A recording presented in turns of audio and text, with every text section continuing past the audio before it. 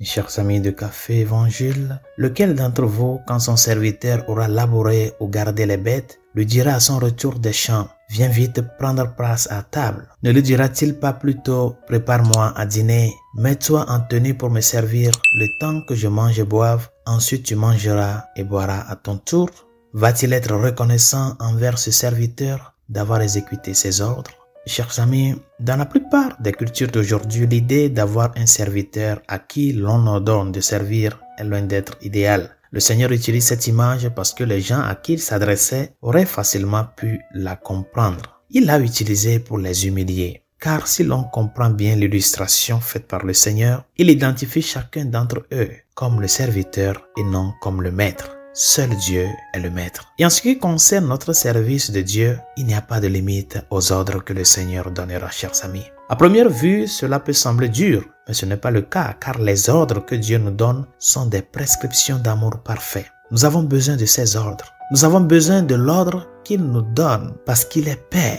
Et comme Père, c'est lui qui marque la référence, chers amis. Un Père dans la famille, c'est quelqu'un qui ouvre le chemin, qui est devant et qui amène les autres à faire le chemin avec lui. C'est quelqu'un qui marque l'ordre dans la famille. Par conséquent, nous devons obéir à Dieu parfaitement. Nous devons écouter tout ce qu'il nous dit et obéir à la perfection. Considérer Dieu comme notre maître et nous-mêmes comme ses serviteurs n'apparaîtra comme une dureté que si nous ne comprenons pas quelle sorte de maître il est. Il n'est pas ce maître-là qui vient nous porter une grande corvée, mais celui qui vient nous libérer. Rappelez-vous des paroles de notre mère la Vierge Marie lorsqu'elle a reçu l'ordre de l'archange Gabriel. L'ange lui dit, « Tu concevras dans ton sein, tu enfanteras un fils et tu lui donneras le nom de Jésus. » Ce n'était pas une question qui lui était posée, c'est un commandement d'amour. Marie n'hésite pas et ne refuse pas.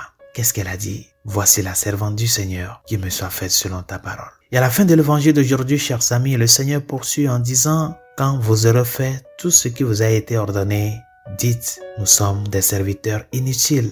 Nous avons fait ce que nous devions faire. » À bien des égards, chers amis, c'est exactement ce que la Vierge Marie a fait. Elle était une servante des ordres parfaits de Dieu et elle savait que son amour pour Dieu l'obligeait à suivre sa volonté. Ce que nous faisons dans notre vie, chers amis, le fait de lutter pour être fidèle à ton épouse, pour être fidèle à ton époux, à tes engagements matrimoniaux, à tes engagements familiaux, à tes engagements professionnels, à tes engagements de fils, la lutte que tu fais pour répondre à tout cela n'est que ton devoir. On ne doit pas t'applaudir parce que tu as été fidèle à ta femme, parce que tu as été fidèle à ton homme. C'est ton devoir. C'est notre devoir. On ne doit pas t'applaudir, on ne doit pas te faire des cadeaux parce que tu as réussi à tes examens. C'est ton devoir. Si les cadeaux viennent, bien sûr. Mais nous devons savoir que ce qui est notre devoir, ce que Dieu nous ordonne de faire, nous devons le faire avec acte de gratitude.